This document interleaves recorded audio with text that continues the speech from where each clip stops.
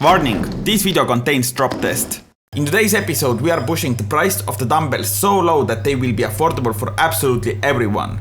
In the previous episode we did that, but we can go even further. We 3D printed shells and filled them with concrete. To 3D print a shell for every dumbbell weight added too much cost, so we had to change that. And now we print those same shells as the molds, so they will be reusable. And you can keep producing weights as much as you want. I 3D printed molds with PLA and PTG, and both of them should work just fine. I just needed different colors. So when the prints are nicely done, I mixed up some concrete. This one I'm using is wall concrete, the one you should put between the bricks. I chose this one because it was the cheapest, and it actually doesn't make a really big difference what type of you're using for this application. So after mixing the concrete, on the table are also this type of metal stuff. Those are scrap metals that I found and got them for free. I will also put them in concrete to make them stronger to withstand possible future impacts while using them. First I just bent them roughly to the shape to fit inside the weights. Also to the bigger ones I will randomly use those smaller pieces that I am making right now. Before filling them I used a little bit of cooking oil as a mold release. Because we wanna reuse the molds, we need to get the weights out of them as smoothly as possible. And also this is the cheapest possible option. So when all those steps are done, it's time to fill the concrete. I started with the smallest one, 2.5 kg weights. First I filled up the bottom, spread it out nicely, and then I placed the metal grid inside the concrete.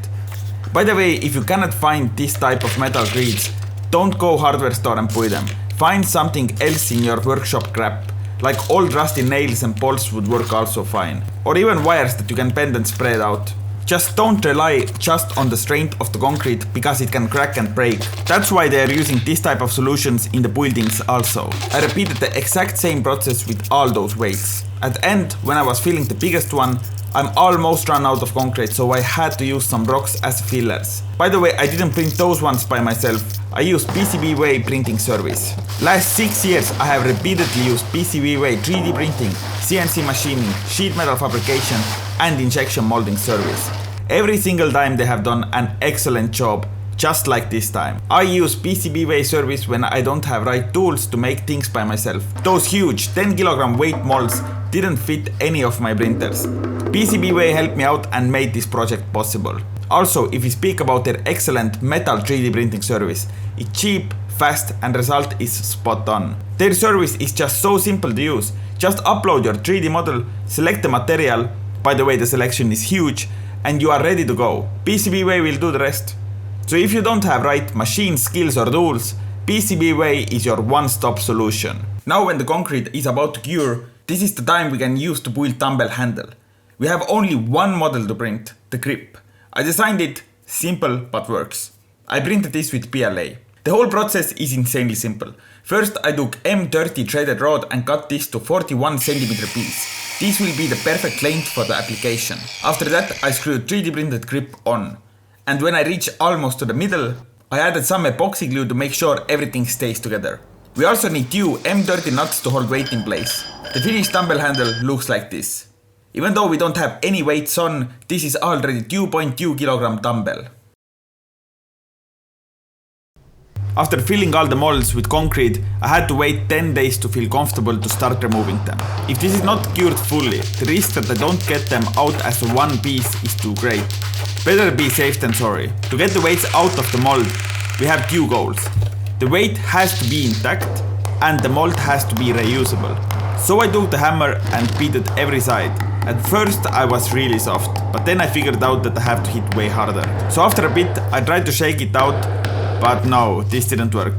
So I had to pull this out somehow. Well, I had no choice to do it in any way, but then it got me thinking, what if I screw a few screws to the concrete and then use them as a handle to pull this from the mold? I tried and this helped, but not enough, so I had to use combination of gravity and screw pulling.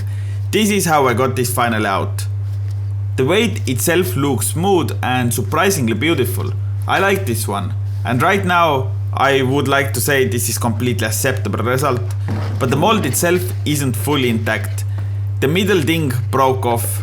This part is important. I still think the mold is usable because I can later print a new piece here, glue this in place, or come up with some slightly different design. But anyway, this is the results overall. Like you see, I heavily failed with one of the biggest weights. This was too brittle, and I didn't had a chance to get this out intact. I mean, just look at this. I don't know whether this is because of the rocks I added. No idea, let me know in the comments if you know. So most of them turned out nice and acceptable, except the biggest one and one small one. One small one is intact but a bit cracked. Before we can start using them, we need to install those 3D printed things. This is to protect the hole when we repeatedly put this on the handle and take it off from there. I hammered those in and the weights are ready for use.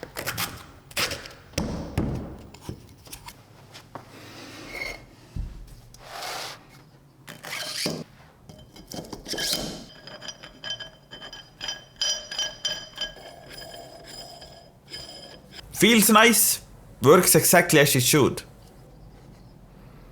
Like, those are weights.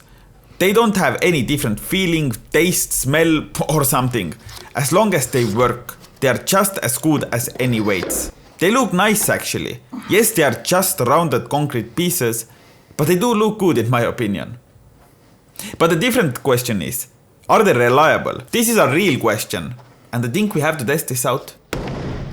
But before we do this, let's do the calculations. Did we actually got those weights cheaper? This is the calculations from the previous video, where we printed the whole shell per weight. And we take 5 kg weights as an example. The pair cost little over $17, and the majority of the cost was 3D printed filament. This is what we aim to lower in this video. So when we look at the new calculations, the concrete is exactly the same, and the filament also slightly lower. But those calculations apply only when we use the mold one time. The final cost depends exactly on how much you can reuse the molds. I expect at least 5 times. If so, the calculations will be something like this. Or 10 times, then the cost will be like this.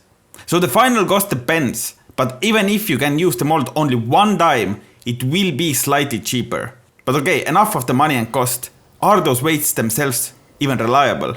Let's see. I took the 5 kg dumbbell that I just assembled and dropped it on the different heights. The first time it survived, but the second time the damage was greater.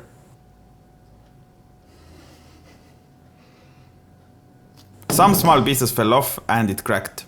But what happens even higher? Okay, now they are not usable anymore. Let's say like this. Yeah, complete mush.